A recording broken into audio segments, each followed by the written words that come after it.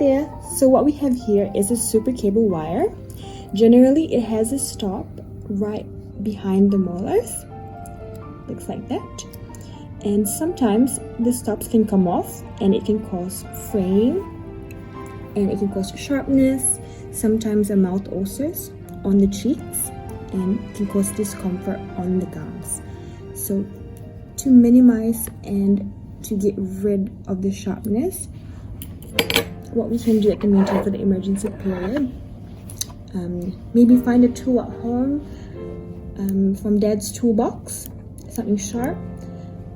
Some parents, they find or they use nail clippers, but bear in mind there is a cheek right over here, so you can maybe get as close as much as possible on the front and maybe cut around here with a sharp tool,